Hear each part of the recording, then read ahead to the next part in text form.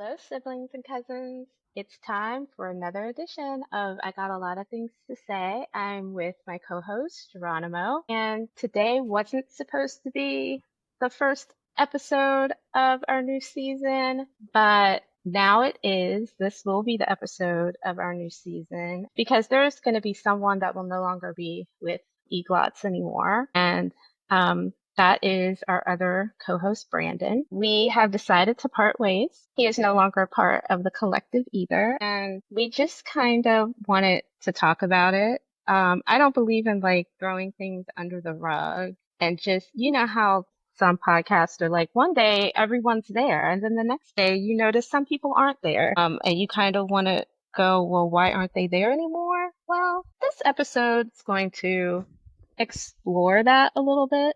Why isn't Brandon no longer with us? Well, about a month ago, something happened on Threads called Candlegate. This was right around the time that Senator Booker made that historic 25-hour speech, and a white gay candle maker decided to make a candle with Thick 2505 on it.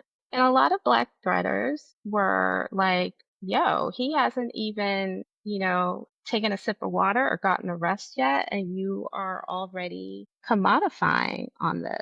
And can you not do that? Instead of taking the feedback and saying, you know what, maybe you guys are right, maybe I shouldn't have done that, they doubled down. He doubled down on his nonsense, started blocking people that critiqued him. I'm not going to say criticize at the moment, at that time, because it really wasn't criticizing, it was a critique. And decided to, act like a white person. Then there was someone else who got involved and tried to stand up for the candle guy. They also got called out. Within 24 hours, Brandon wrote an article for the collective no, Brandon wrote an article for himself. My bad. He did not write it for the collective. He wrote an article for his own Substack called like Smells Like Racism or White Supremacy, I think. It was a great article. In the article, there were screenshots that were used because we found out later that the candle guy was either arrested or convicted he was a child offender, child sex offender. He was either arrested or convicted for it. And those screenshots were used in the article.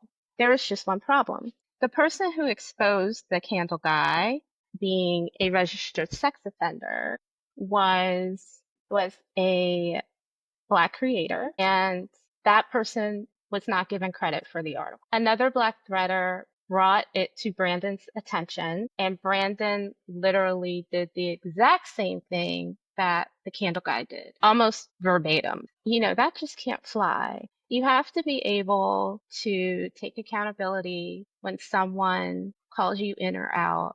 And the person who called them in initially, I felt did it in a very respectful way. And Brandon didn't take kindly to that. So after talking with Brandon, we just decided that, there were other things that he did. And this one and how he handled that was kind of like the last straw. So we had to let him go. He did not take this well and blocked everybody. And that's kind of how that goes. Geronimo wrote an article for the collective about the whole thing and basically about white allyship. White allyship is very fragile, and it seems to me that it is built on the foundation of I will be an ally for you as long as you realize that A, I can do and say whatever I want. B, when I get called out on something or called in on something, you are to coddle me and my feelings. And C, I can never get called out on anything. And those things are certainly not true. It was very hard for me because I considered Brandon a friend, and I had a rough couple weeks after all of that happened.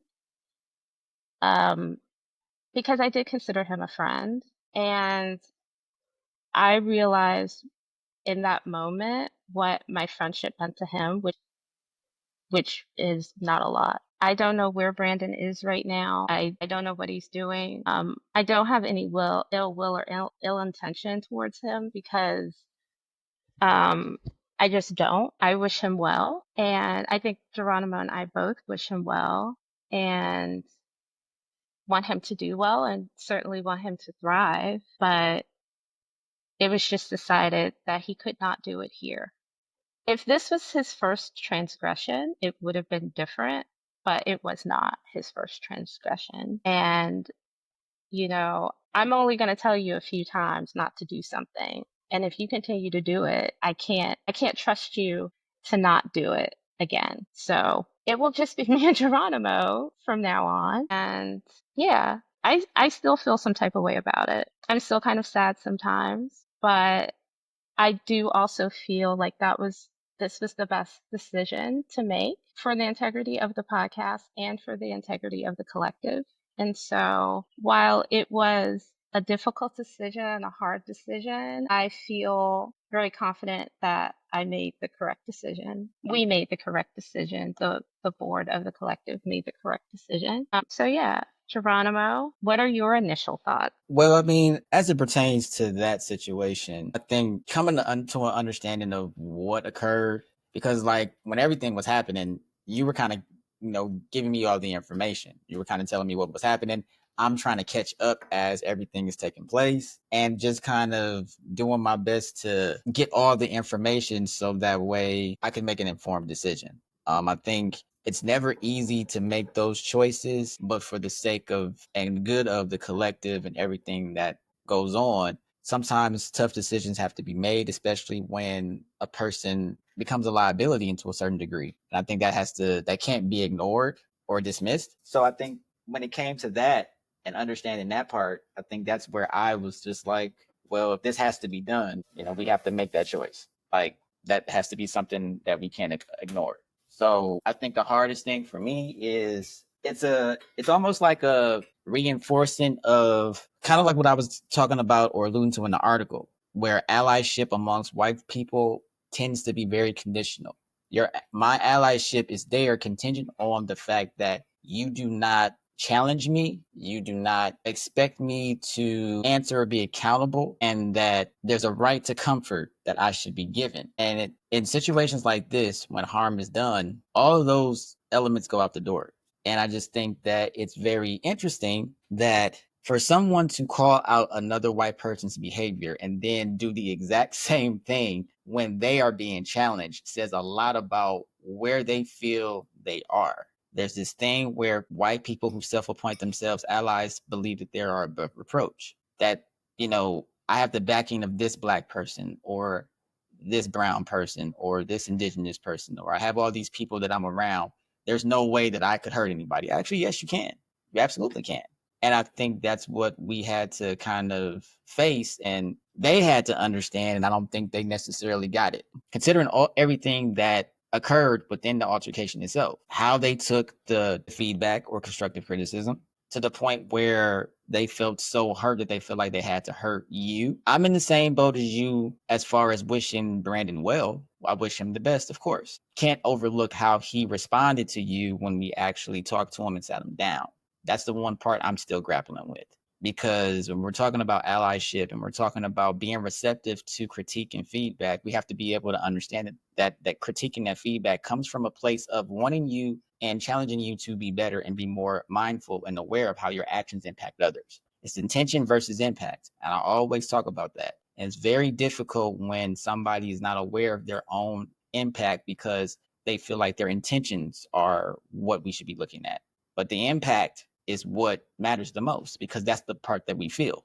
We don't feel the intention, we feel the impact. We feel how we've been affected. And that's kind of like where I stand in that, kind of like you, I'm still just really grappling with it all and just really, it reinforces this idea of that like white folks' allyship is always in question. No matter how much you want to think that they understand, it's like something will happen where once they're challenged, you realize that they don't. Yes, you are absolutely correct. Actually, it's funny. I'm kind of feeling a little bit better about the hurtful thing he said to me because it was just a reflection on him. It wasn't really a reflection on me. Right. It was a thing where the only reason you are saying this is because you feel hurt that we have decided that we can no longer be in community with you, which actually wasn't the case initially. We didn't remove him from the collective altogether. We removed him from the board of the collective.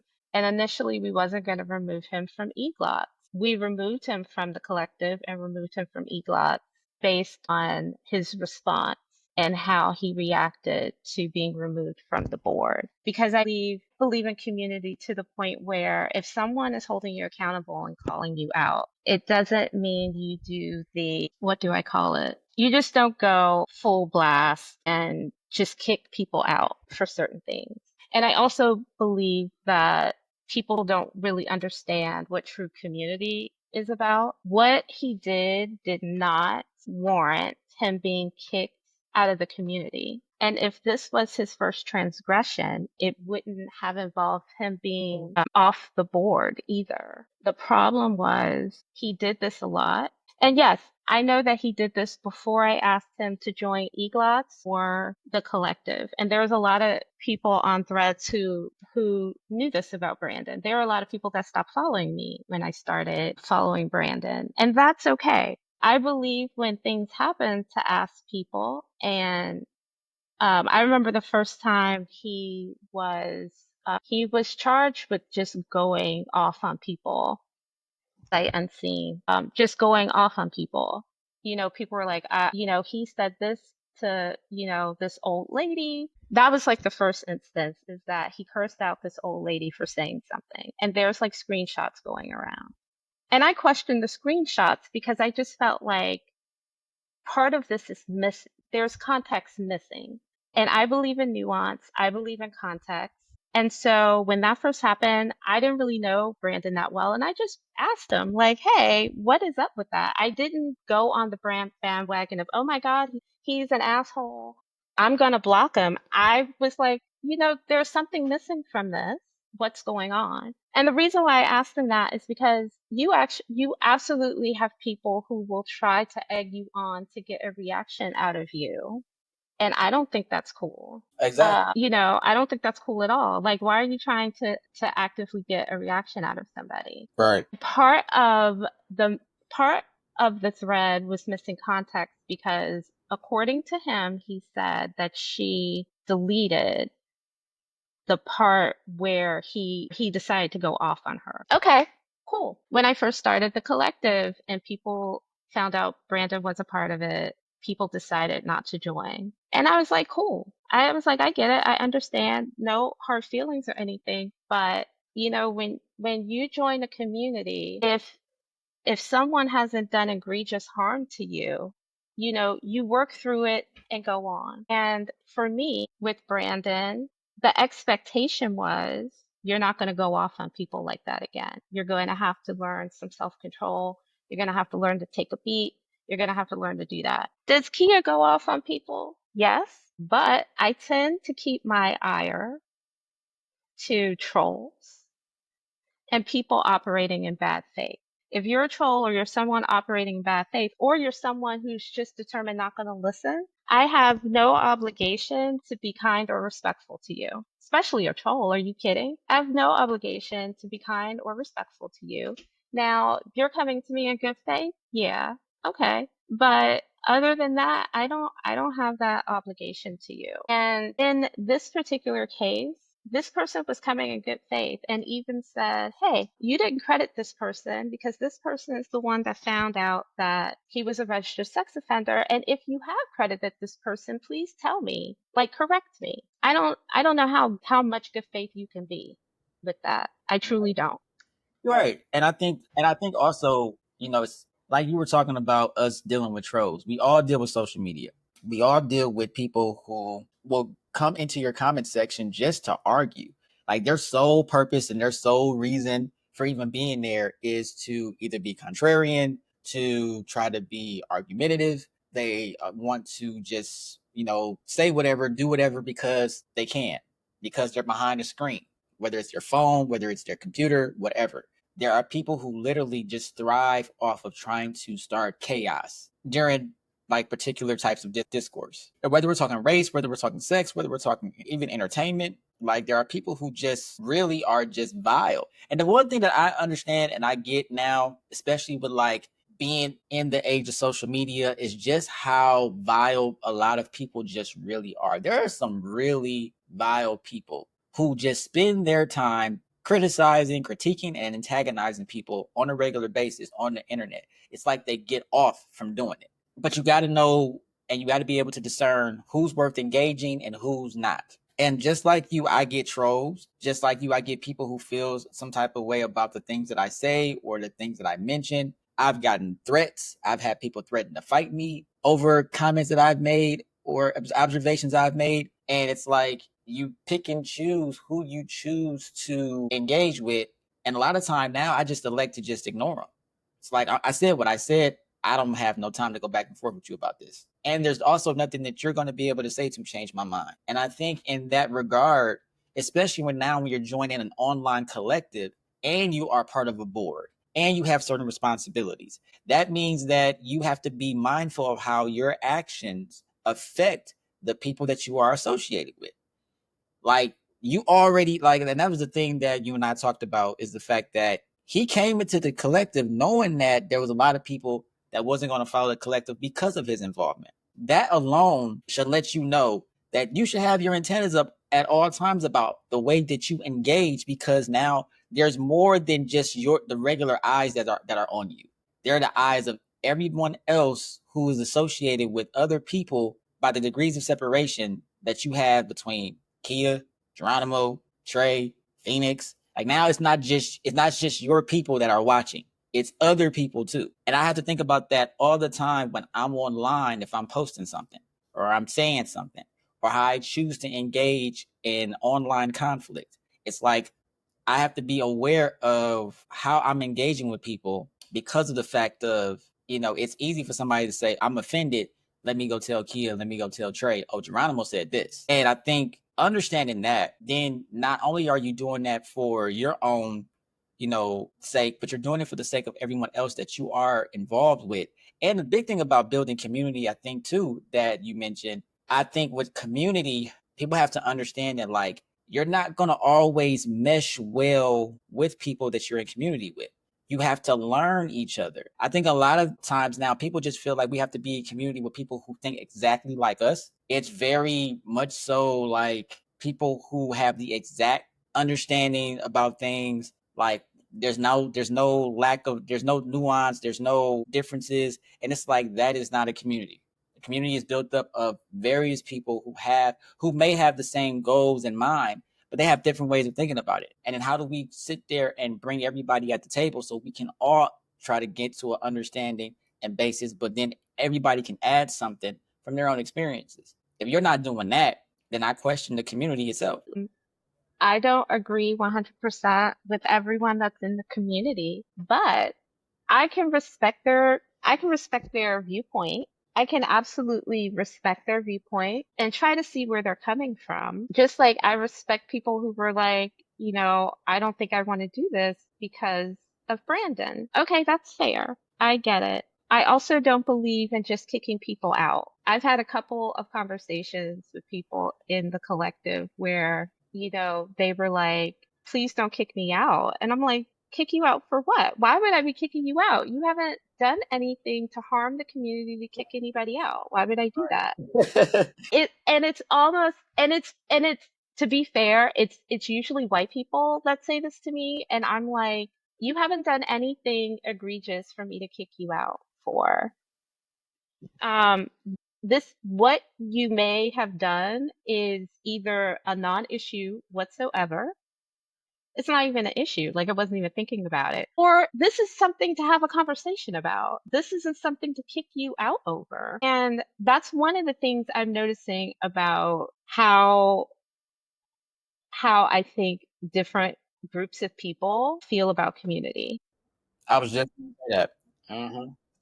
And We have, in regards of how we respond to people, we've already been told and had a primer on how to respond to people, and he didn't heed it. And so it gets to the point, what are we supposed to do? Like, what are we doing here? And what are we supposed to do? I can't continue to you do whatever and we just go, hey, stop doing that. And you continue to do it. People not joining the collective because of Brandon. For Brandon, there was an expectation that you were going to try to do better in this aspect of your life, or in this aspect of, not aspect of your life, so to speak, but this aspect of Threads.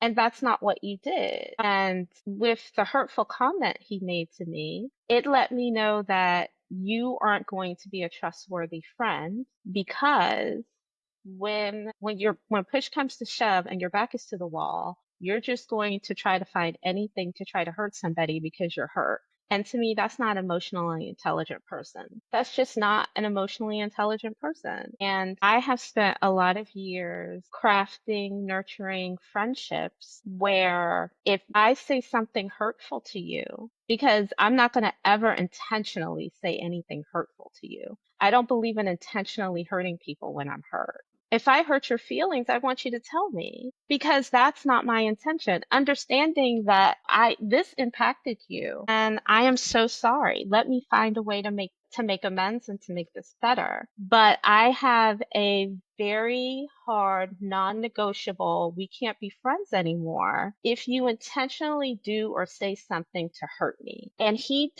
said something to intentionally hurt me. I don't play. Right. At that point, we're done being friends. And you can't be trusted either. You just can't be a trustworthy person in my space. So no, you have to go. You just have to. You can't be in my space anymore doing that. Yeah. I also believe that how you, and I've been, and this doesn't matter, friendships, relationships, family, bonds. I do believe that how you deal with conflict shows me how you view the relationship. Hmm. Because to me, it's like when everything is going well, when we're getting along, when we're seeing eye to eye, there is no issue, there is no contention, there is nothing to really look at. When conflict arises, when contention presents itself and we're butting heads, how you choose to respond to me in those moments, I feel like shows me the type of person you are overall and how you view the relationship in a way. Because I feel like a lot of times that's where power dynamics come in as well. That's where people try to, reassert themselves and try to reassert their space. Like even sitting there in that conversation with you and him, and he said what he said to you, it was almost like he was reasserting his state and his space and trying to make it seem as if, like, to me, this is where I am versus where you are. And for that, I shouldn't be, mistreated because of this. And it's like, but that's not even what we're talking about. Why Hmm. would you even go there? What would possess you to even think that that's something that you should say? And, I literally was just like, what? My mouth dropped when he said that. And, I can remember after we got done talking, you got upset, you got off the call, he hung up. I texted him immediately. He was like, you owe her an apology because what you said was downright hurtful. You wasn't even saying it to me, and I felt hurt. So I can only imagine how Kea feels. And I think this is something, of course, that you also brought up when you said that how how people look at community or how people think about community, different groups. I think there are cultural differences in how community shows up. When you're talking about black people, you're talking about brown people, you're talking about white people. The reason why most white people, to me, and this is just my opinion, y'all don't kill me for it, but the reason why most white people would say to you, oh, please don't kick me out, is because in their spaces of community, from what I've seen, they're quick to give somebody the boot. It's a Yes. one and done. It's a no, there's no restorative justice practices put in there. There's no, oh, like what, let's find a way to see what you can do to repair the harm and that you have done. There's none of that. That, like, this idea of corporal punishment and this idea of like you must be punished in a way that's so severe that in most cases you are shunned from the group. That is a white cultural thing that is and it's imposed in everything that we do. So that doesn't surprise me that the first thing or the first response from them when they do something is to come to you and say, please don't kick me out. It's like, well, why would you think I would kick you out? It's because that's what they would do. That's what they would do. Or that's what they've experienced. They're They may not necessarily do it, but that's has been their experience in various communities. And the reason why people just kick people out like that has a lot to do, like you said, with the right to comfort, but it's also conflict avoidance fear of because yeah, you don't effectively talk about a conflict. right, And it is just so easy to cut people off, cut people off, cut people off. And Brandon had exhibited some of this. And I had to like push back on him and go, no, we're not going to cut him off. We're not going to cut them off right now. You have to be able to hear someone out, and you have to be able to see if that person would be open to a different perspective or correction. And he was very into cut him off, cut him off, cut him off. And I'm like, I'm not going to do that.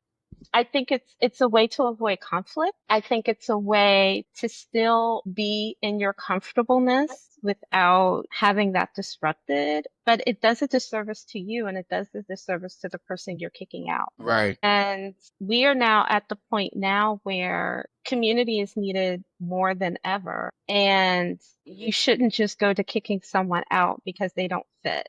And I just feel like that's going to be a really big thing in the upcoming years is how are people going to handle conflict and how they're going to handle conflict in their community. right, Like I said, if this was Brandon's first infraction, it wouldn't have been an issue, but it wasn't. And the way that he initially responded to the call out or the call in was absolutely uncalled for. He basically blocked the person. And that's the thing that was really crazy to me. The issue had kind of resolved itself and blocked the person. You block the person instead of just telling them, oh, the issue, we resolved the issue, which I found crazy because the person who did the expose on the candle guy reached out to Brandon privately and said, hey, I don't know if you know this, but I'm the one who did the screenshots. Do you mind if you give me credit? And even because I saw the screenshots of the conversation, and even though he was still kind of contrite, he still was like, okay, yeah. So when the other person who very nicely said, "Hey, you didn't give this person credit. If you did, you know, I stand corrected or correct me if you did." All you had to do was say, "Yeah." right. And that would have killed everything. And that would have killed everything. That would have completely resolved the matter. The solution would have been right there, and then there would have been no implosion that we saw on threads or anything. Like all of that could have been prevented had he just stopped, thought about it, like, oh well, yeah, I spoke to her, and it's resolved. I'm going to update the article, or I've updated the article, and whatever, just a few minutes ago. Everything's good to go. Boom. Problem solved. We are good. Everybody lives to fight another day. Instead, you took such umbrage of somebody questioning you because it's like, oh, the hubris of this person to dare come to me and ask me if I did this, that, and the third. Well, they're looking out for another person who did the extra work to expose this person.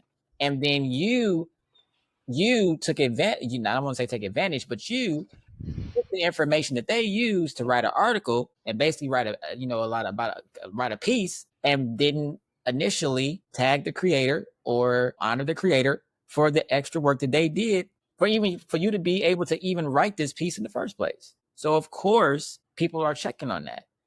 And in the age of the internet, it's very easy for people to be like, hey, I saw that this person did this and you're using it. You should tag that person. You should credit that person.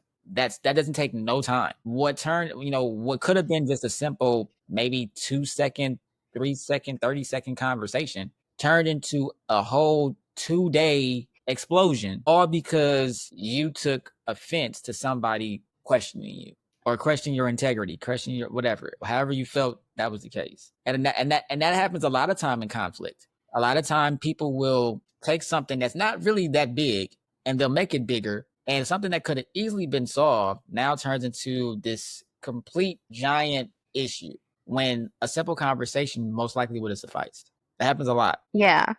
And I know when it initially happened, He tried to initially broach it as like someone's trying to stir shit. And I woke up to it. I really didn't know what was going on. I woke up to what he did. And I was just like, why do you keep doing this? And then 2 weeks before he did this, he went off on another black queer creator or threader about something that didn't even directly impact him. And what I mean by directly impact, she did, I don't know if they go by she or they, I'm just going to say they. They didn't tag him. They weren't talking about him specifically. And he went off then. And I'm like, what are you doing? It got to the point where people started tagging us in stuff that he was saying after you've already been told not to do that. Now, I am one of those people where, I really don't care what you say on your personal Threads account, unless it's like really egregious. I don't care what you do on your personal Threads account. That being said, when you're part of a group and you're part of a community and you're the face of it and you're on their board, you have to act with some type of, as my grandma used to say, decorum. And in the third instance, which is probably when I should have been like, I think you need to leave, I still defended him. And with him, there was always what he felt like was a plausible reason. And I was like, okay, because we're friends, right? When the fourth incident happened, I was like, okay, do you even care about what's going on? And to be quite honest, I think he did. Brandon does a lot of things.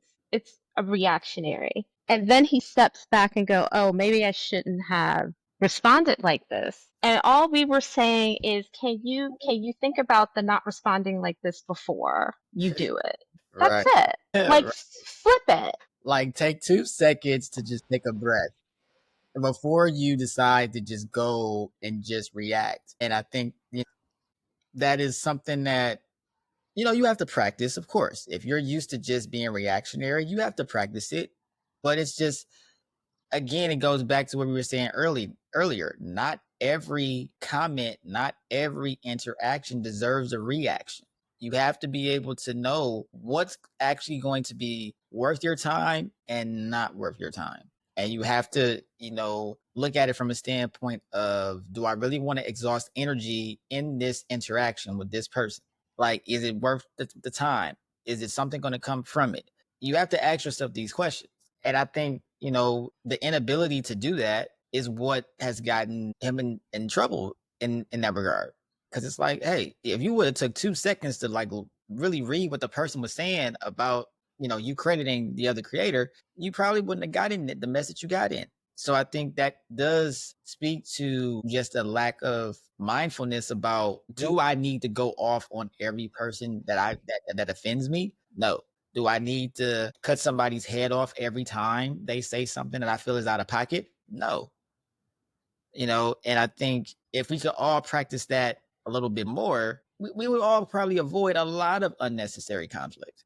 It's like, and I think that's one of the biggest takeaways in this. Is like all this stuff stemmed from you not being able to take a breath for 2 seconds. You not being able to breathe in, breathe out, and realize, okay, you know what? All they're asking is if I credited the person that I got the pictures from.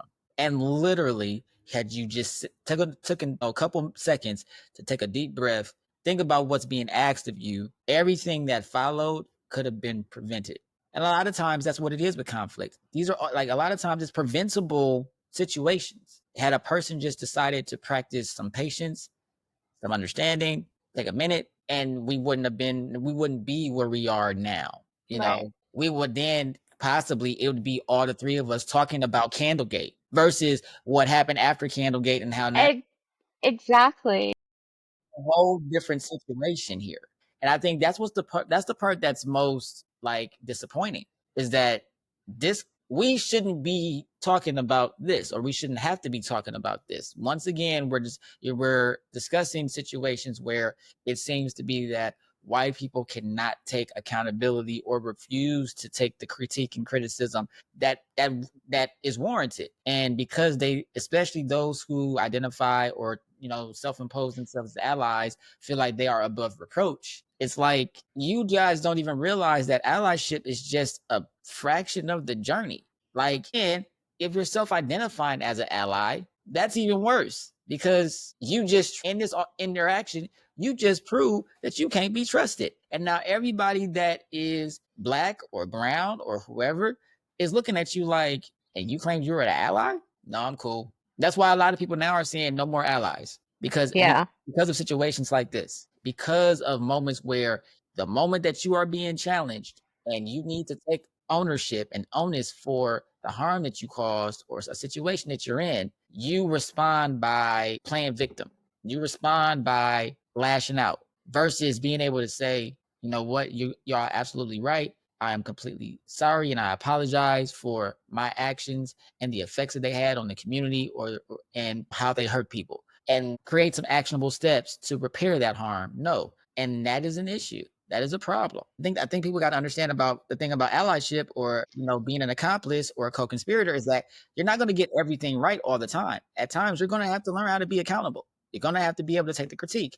There's not going to be every moment where you do everything correctly. And I think the more that people keep that at top of mind, all of this is a practice. And once you get that part, embedded in you, you move differently. So you'll move more carefully, you move more mindfully, but you move differently. You understand that like it's not the mistakes, but how you deal with the mistakes when they come up, when you are faced with them.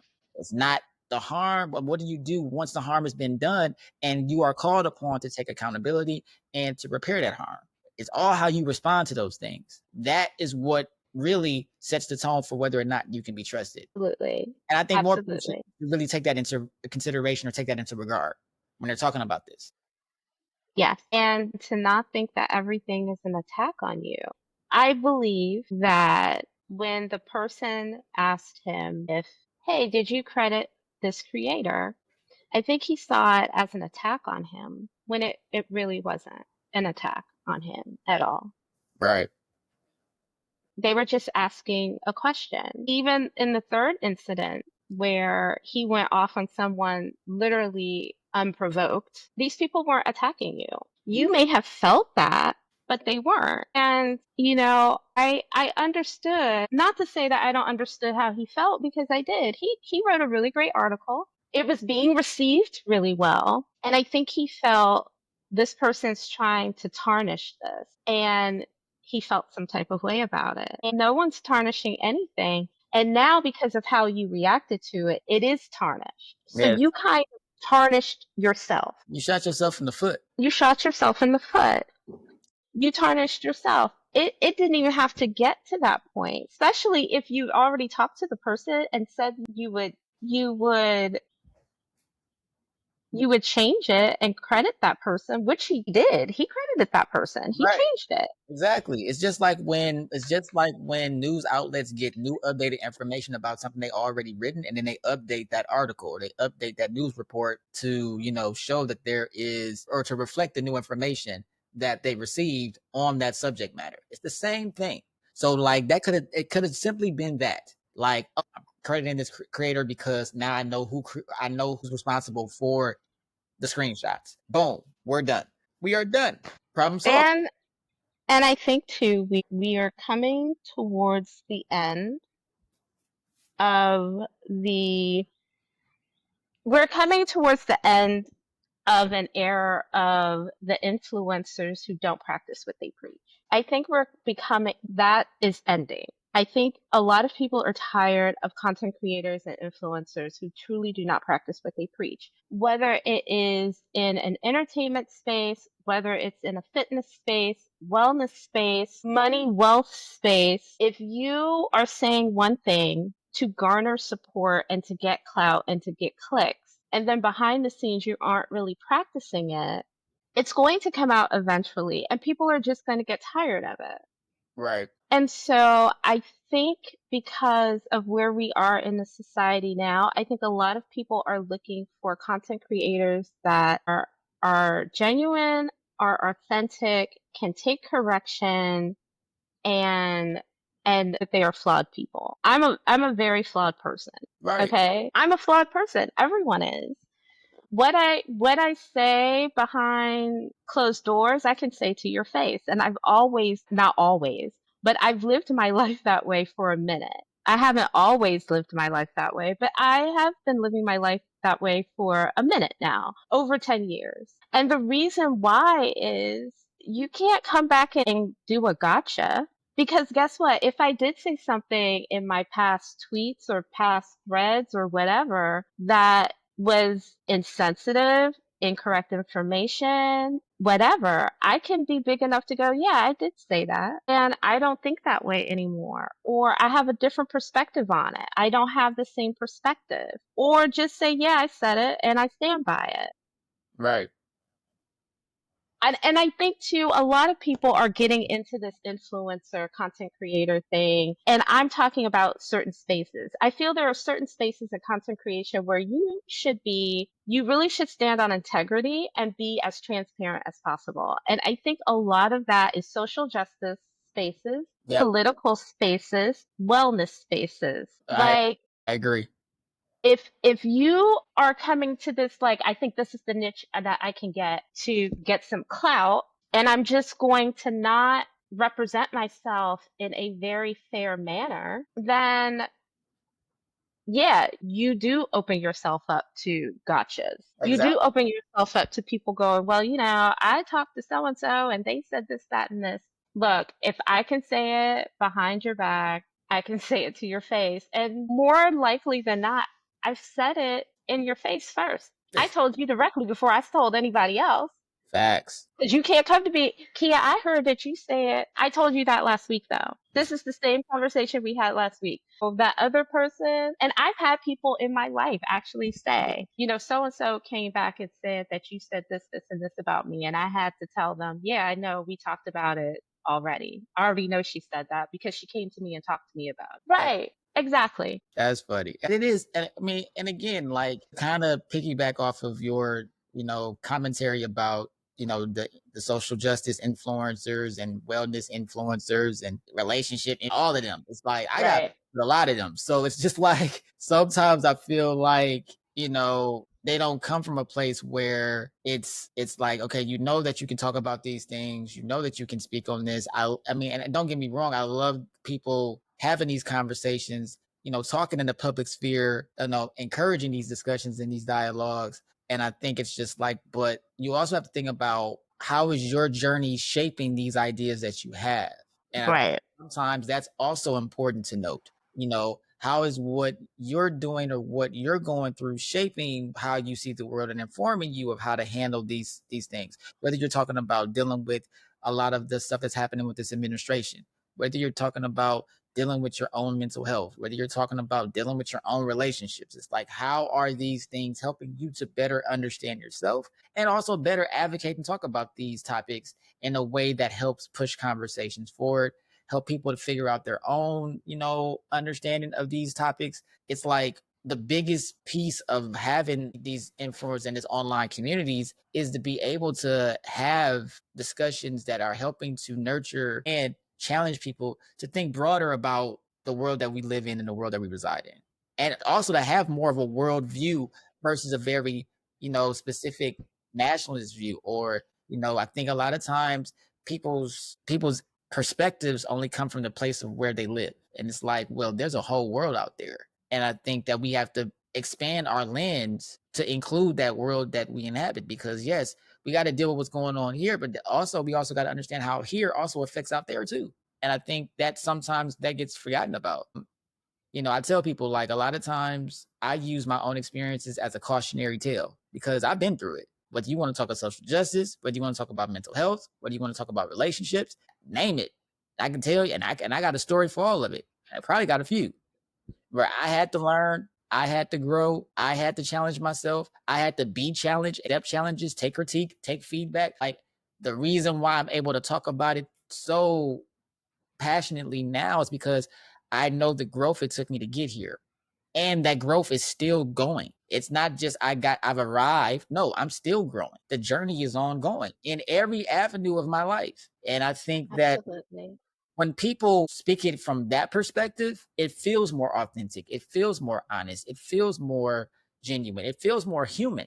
Like, you're not just spouting off facts and figures and stuff like that to try to correct people, but you're also speaking to experiences and ideas and things that have shaped your own understanding, and so other people can work through theirs. It's like, it reminds me of a quote by Rumi where he says, "We're all just walking each other home." That's pretty much what we're doing. I love that. We're all just walking each other home. I Like, love that. that's what we're doing. And I think if people came from that space a lot more, then these conversations could really get somewhere, and we could actually have, community where we're actually really holding space for one another. Because like I said, if it's all a practice and we're all practicing, that means the moment that we mess up, that's when community needs to come in more. That's where we need to, hey, you made this mistake. Let's think about ways that we can fix this. What do you think that you can do? How can we support you as you work to get better? Like, if people were more inclined to do that than to just let people try to figure it out on their own, you wouldn't have so many people afraid to join community, afraid to be in community, feeling like if they do one little itty bitty thing wrong, they're going to get kicked out of the community. Like you mentioned, like some people's experiences have shaped how they feel like they have to move, and that is where all of these things interconnect, intertwine. We got to be able to then figure out, okay, how do we make this a lot more holistic, safer, grounded, and rooted? And a lot of it is by removing a lot of our own, shallow ways of thinking and have a more empathic point of view. This thing with the whole thing with the Brandon situation is that if Brandon would have just for 10 seconds just stopped, we all could have came together and helped him solve this problem versus him feeling like he had to go on a tirade because he felt somebody offended him or was trying to steamroll his spot or his moment. Because like you said, that article was fantastic. But don't get so wrapped up in that somebody's saying something about you leaving a credit out that your first thing is to just go ballistic, block them, not talk to them. And then when we hold you to the fire, you get even worse. All this stuff is, all this stuff correlates. All of it is interconnected. And it really speaks to how do we then formulate or build a thriving community. And I think a lot of it is people being able to understand that, like, a lot of us are coming in with various traumas, experiences, chips on our shoulders that we have to unlearn and work through. And if we are all walking each other home, then we have to walk each other through those things. And that's Absolutely. and that's the part that Absolutely. a lot of people have to be mindful of.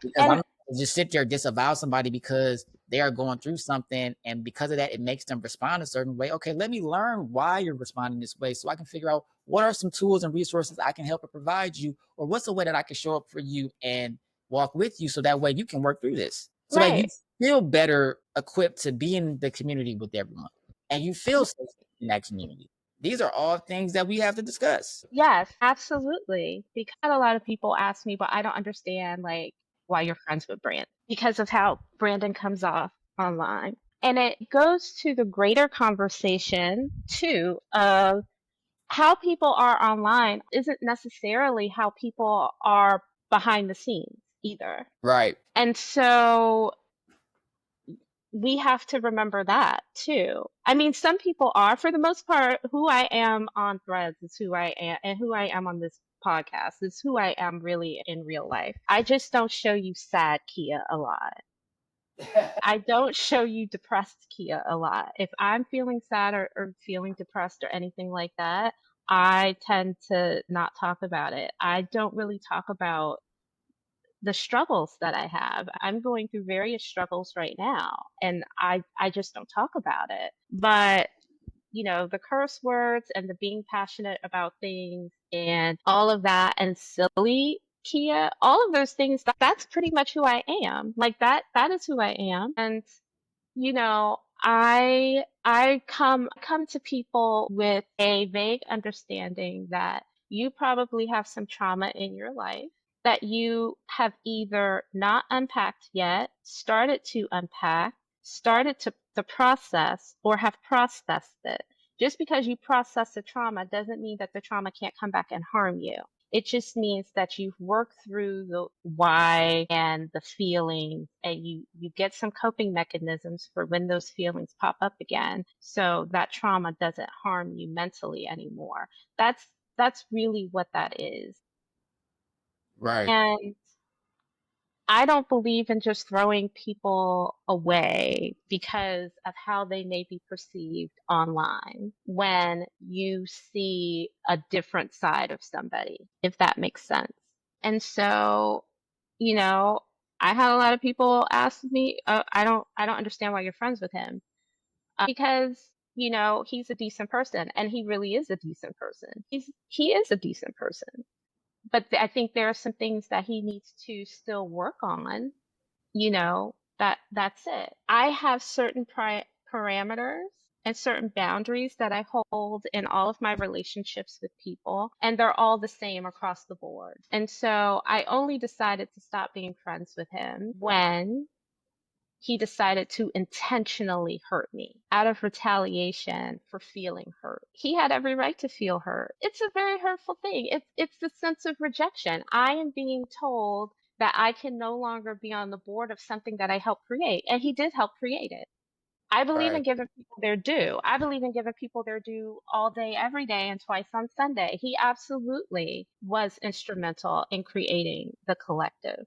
Absolutely. But that doesn't mean that you get to say intentionally hurtful things to me and think you're still going to be in it. That doesn't mean you get to intentionally say hurtful things to me and think you're still going to be my friend. Those are non negotiable things. It just is. It's a Right. non-negotiable boundary. I would never do or say anything to intentionally hurt somebody. Never. And so I expect that same thing back in a friend. And when you can't do that, I have to question the friendship. My best friend, who is who's also in the collective, is very mindful. She's very rarely is she on Threads. But when she is very mindful of how she says things. And a lot of people don't know that this person is my best friend. People knew that Brandon was my friend before people knew that my bestie was my best friend, right? But her love and care for me, she loves and cares for me so much that she goes on Threads, okay, I need to be mindful of what I say because I know that Kea, while she has a very minute, very small platform on Threads, I mean, it's tiny. I know that she does have one on Threads, and I know that she's trying to build this community, and I don't want to hurt her chances of this community thriving. And I don't want to hurt her platform. So I'm going to be very mindful of what I say on Threads. If you go through the tens of thousands of tweets, there are a couple of tweets where I've actually absolutely said this person is my bestie. And I'm not using her name for, anonymity. But she knew that. And she was like, you know what? I'm not going to do anything to jeopardize this. She wasn't on the board. She had no skin in the game, nothing. But she loved and cared about me enough to go, you know what? I'm going to be mindful and cognizant of what I say because I know that this could hurt my best friend that I love and care for. Even if I wasn't her best friend, I still love and care for her, and I'm going to be cognizant of what I do and say on this platform because of that. And I think that is what hurt the most. You actually had skin in this game, and you still continued to do what you did. Versus my best friend who didn't have any skin in any game. And she had enough self awareness to be like, okay, I need to watch what I say on here. And so I think for me, that kind of hurts the most. Like, not only did you hurt me, but you, in a lot of ways, hurt yourself. Because at the end of the day, you're the one that people constantly, every single time Brandon blew up at somebody, the first thing would come out was those initial screenshots with, he has a habit of doing this. That's not, that's not a lie. He does have a habit of doing it. And this is the first instance where he did it. See, I mean, he hurt himself. I think out of everyone that he hurt himself the most. And that's what I really feel bad about is that he hurt himself the most. I'm going to be okay. I'm going to get over it. I mean, I for the most part have, but you hurt yourself and you continue to do it. That's something that needs to be examined. Why do you keep getting in your own way? Because this was something where you had all the necessary information to just be like, hey, talk to the creator, gave her credit, and that would have been the end of it. Two sentences would have been done. Yep. And so, did he hurt me with the words that he said? Yes. Was it temporary? Yes. And some could maybe even argue that, well, don't you think you were a little too hasty to end the friendship? No, I wasn't too hasty to end the friendship because with certain things, it should be a one-time only deal. You cut off. You don't give people chances. And I know that sounds crazy, but you don't. When someone intentionally harms you and says things to hurt your feelings because they don't like being called out, that is a one time situation that people should do with you. That shouldn't be something you accept. Intentional harm in any way, shape, or form, whether it's words, whether it's actions, whether it's deeds, you should never just accept it and go, okay. Now, apologize. Okay, which is something Brandon didn't do, and I don't believe he was ever going to do it anyway because he didn't believe anything he did was wrong. So he wasn't going to apologize. And I also knew that. But could he come back to this and be my friend? Possibly. But I would have to say there needs to be an apology and some change behavior. And I don't think at this point in his life he is able to do that. So as of right now, you can't talk to me. You just can't. And I think people need to understand the difference between cutting someone off for intentional harm and cutting someone off for unintentional harm. And I think people don't know the difference, get it mixed up or whatever. Because if you're not intentionally harming me, I'm going to give you some grace and just be like, "Hey, you hurt my feelings. That really hurt. Can we talk about it?" "Oh yeah, I didn't know I hurt your feelings." "Absolutely, we can talk about it." But when you do and say something that the sole point is to hurt someone, how can I be friends with you after that? Right. I can't. I can't be friends with you after that. I can't. That doesn't mean I can never be friends with you after that. It means as of right now, I'm not going to be friends with you after that. I'm just not. And I think people need to understand the difference. There is a difference between intentional and unintentional harm. Because basically, I feel like what he did was paramount to throwing me under the bus to protect himself Right. emotionally. That was an emotional throw me under the bus to protect yourself. And I, never addressed it or allowed you to come back without an apology or change behavior. What's going to stop you from doing it in different aspects of my life? What's to stop you from doing it in the collective? What's to stop you from throwing the entire collective under the bus to save yourself? And Mm. we're getting to a point in time in our society where people are absolutely going to throw other people under the bus so they don't go to El Salvador. Right. Like, I feel like if it hasn't happened yet, the days of having frenemies needs to come to an end. You're either going to be my friend or you're not. I don't have any frenemies. I don't believe in frenemies. If I don't like you, I don't want to be friends with you. I don't care what you're doing in your life. I don't wish ill will towards you. I don't want bad things to happen to you. Really, truly want you to have a wonderful, thriving life. I just don't want to know about it. Right. Yeah, it's like no ill will, no nothing. It's just like we ain't got to speak, we ain't got to talk, but I ain't gonna disrespect you either. I think that's Absolutely. fair. Absolutely. I'm not going to disrespect you. I'm not going to do that. But I don't want to be your friend and I'm not going to be friends with you. And I believe that a lot of people don't operate that way. They think because I don't like you, that gives me carte blanche to do and say whatever I want because I don't like you. Even if that person has not intentionally done things to you. It's like I'm not a particular I am not a Taylor Swift fan. Okay. I like some of her songs, but I'm not gonna spend no money to go to the Taylor Swift concert. I'm not gonna buy nothing. I'll bop to, Shake It Off and some other songs and go on about my day. She's just not my cup of tea. I don't necessarily like her. Right. Doesn't mean that I wish her ill will. Doesn't mean I'm gonna call her a bitch every 5 minutes. It's just, I'm just not a Taylor Swift fan. It's okay. I'm not gonna go out of my way to call her out of her name because I don't like her. I'm not gonna sit there and wish her ill will because I don't like her. I'm just gonna be like, yeah, she's just not my jam. And I do that for non-famous people too. I'm not gonna call you out your name. I'm not gonna dead name you. I'm not gonna wish you die in anything. I'm not gonna do any of that. I'm just not really gonna talk to you. That's it. I'm still gonna respect the fact that you, as a living, breathing human being, you deserve dignity and respect. I'm still going to do that, but I'm I'm just not gonna rock with you.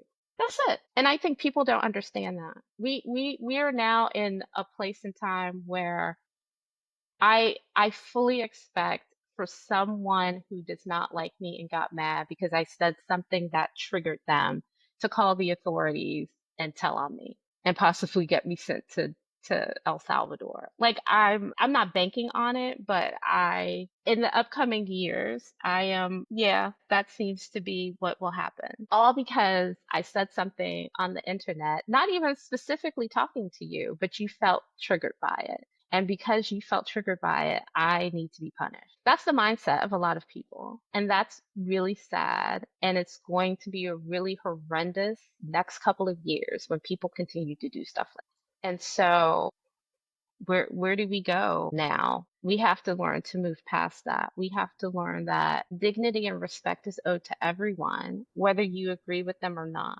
I don't Right. agree with MAGA voters. I'm not necessarily going to disrespect them. Now, if you call me out your name, yeah, I may disrespect you, but on the surface or whatever, go ahead and live your life and do whatever. I don't have the time or the inclination to hate you because you voted for Trump. That was your dumb decision. That's going to affect you because a lot of these people that voted for Trump, nothing that Trump is doing is going to help them in any way. If anything, is going to make whatever situation they have worse. And we're seeing that. We're what, 4, almost 5 months in to this administration, and we've already seen it. People have lost their jobs. People are concerned about their businesses. Where am I going to get my resources from? He's putting tariffs on everything. Your consequences to you voting for this person, they are already happening. I don't have to wish you nothing. Facts. To wish you anything. This is the consequence for the action of voting for him. And we all know most people, especially white people, voted for him because he's xenophobic, he's racist, he's a misogynist, and they have some misguided sense of what strength looks like. You think because this person has money, and he doesn't really have a lot of money if you think about it. I mean, why is he's doing all this stuff now because he doesn't have money. And you think because this person has money that he's a quote unquote a good decent person. Okay, but then you lost your job. The prices of things haven't gone down, they've risen. I went to Costco yesterday, and the same exact things that I bought literally 3, 4 months ago that would have cost me $60 cost me 100. Right. I was at the store the other day. I'm like, I'm tripping out because like eggs is really. I'm really mad that eggs is $10. I don't think people don't really understand how mad I am about that. I am so mad. I have a lot of. I have a beef with that specifically. I think people just don't understand it. I am really upset that eggs cost damn near $10. Completely pissed off. Primarily because eggs are a big part of my diet. So it's like to know that I got to spend almost $10 for a carton of eggs when Yep. egg was barely like you could barely over $5 if you got lucky. Now it's like you're lucky if it's under $5 now. I'm like, I what are we I doing? remember I remember 3 or 4 years ago, I was getting eggs from Aldi for like 69, 89 cents for 12 dozen for a dozen of eggs. That's what I'm saying. Like y'all playing with me. Like y'all playing with Greg. Nah, this is Geronimo don't And play. and so it's like, but I don't have to, I don't have to wish any ill will towards them. I don't have to sit there and go, you know what? I'm not going to vote. I'm not going to vote for this because that means you're going to have it. Look, I said today on Threads, I love myself more than anything, and I believe in treating your neighbor as yourself. And if I love myself to the point where I would want free health care, I would want paid parental leave. I'm not even a parent and probably will never be a parent except for a cat parent. If I would vote for free parental leave, if I would vote for things that I wouldn't even use because I want others to have them, why am I going to sit there and talk about, well, look at what the Trump voters did. Look at what they did. But you knew they was going to do that. I mean, if you look statistically at how white people vote throughout elections, none of this shit was surprising. At all. Or it shouldn't have been surprising. And it shouldn't have been surprising. It was the same, almost the same amount for it always hovers around the 40, 50 or higher with white people and them voting Republican. So I don't know why everyone was confused. I think there are a lot of Trump voters now that either silently to themselves or saying out loud, I regret my vote. I really didn't think this was going to affect me. Because historically, when has a law really affected white people in this way? It hasn't. It's No, it affected has. other people. It's affected other people, but it's never affected you. But now that it's affecting you, you feel some type of way about it. And this is the mindset that got us here in the first place. It was never looking around and going, you know what? Even though I'm okay and I'm good and I have resources, that person down the street doesn't. It is not understanding that truly when you lift all boats, you do well too. No one ever thinks about that. We always think about, well, if I don't have it, I don't want other people to have it. Okay, I don't have a Prada bag, but that doesn't mean I don't want other people to have a Prada bag. I would one day like to own a Birkin. Doesn't mean that I'm mad that other people have them. It's just I just don't have it. And I may not ever get one. And guess what? I'll be okay if I don't get it. But I mean, the mindset of I either had to go through something horrific so everyone else does, or you deserve to be punished for what you did, it's just mind-boggling to me. The consequences for your actions are always going to come to affect you. The consequences for these people voting for Trump, a lot of these people are experiencing their consequences now. Right. And some of this is hitting people that didn't vote for it. But I mean, it's also affecting people that did. It's affecting them. And if it hasn't affected them yet, give them a year. Give them a year. Right now, white people think that he's doing just fine. I think he has like a 48 approval rate or something among white people. So those are the people it hasn't affected yet. Give it a year though. They may have a different tune. So yeah, I'm not going to wish MAGA people ill will. I think their consequences for voting the way they did will do what it's going to do. I'm going to go on with my life. I hope someone doesn't report me to the authorities. So, I mean, I have no words for that. I mean, I think you took all the expressions out of my mouth with that. I mean, I don't necessarily care for Trump supporters, but I also have my beef with liberals too. So it's just like, I mean, I kind of don't trust people across both aisles. So that's just me though. But I think it is indicative of like not knowing that you're going to be affected because you thought you were going to be immune, and now you're seeing the fruits of your labor, and the fruits are barren.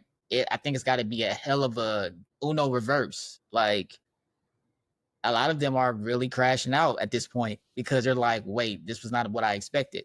I know it wasn't. Surprise, surprise. That's neither here nor there. I'm never gonna wish bad on people because it's like nobody asked to live in a society like this.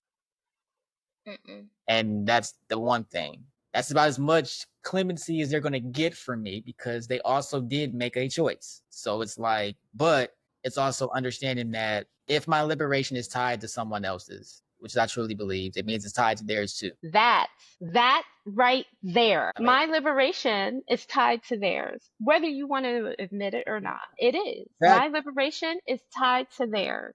And if I want to be free, I have to want them to be free too. I can't sit there and go, well, I only want these certain people to be liberated and I only want these certain people to be free. That's what got us in this mess in the first place. right. And it's like, I mean, hey, it's like, it's understanding that like if you want liberation for all doesn't mean folks who voted against you and their best interests. It's all encompassing. It's not with an asterisk. It's not void where prohibited. It's not certain rules, limitations, and restrictions apply. Like, no. Void in Connecticut and Canada, like, nah, that's not how that works. Like, that's not how any of that works. So yeah, I think people have to have that mindset and keep that mindset. But again, like I said, like everything else, it's a practice. Yes. And I think that the next few years are really going to determine how people see other people and how people see humanity in general. I personally I have very low expectations. Like, I just do. I have very low expectations, but I am hopeful that hopefully people will wake up before it's too late. But I have hope, but my expectations are on the same. my expectations are on the floor. And if anyone kind of taught me that, Brandon did. So with that, it was lovely talking to you, Geronimo, as always. Likewise, we are back. We're back. We're back. We're back. We're Well, back. We're back. chaos a little chaos here and there is necessary. Yeah, it's Chaos always here and there is necessary. it's always chaotic, but you know, sometimes chaos, like you said, chaos sometimes is necessary. I am Kea Dodson. And I'm Geronimo Ronin. Yay! And this is I Got a Lot of Things to Say podcast. We will catch you later. Yeah.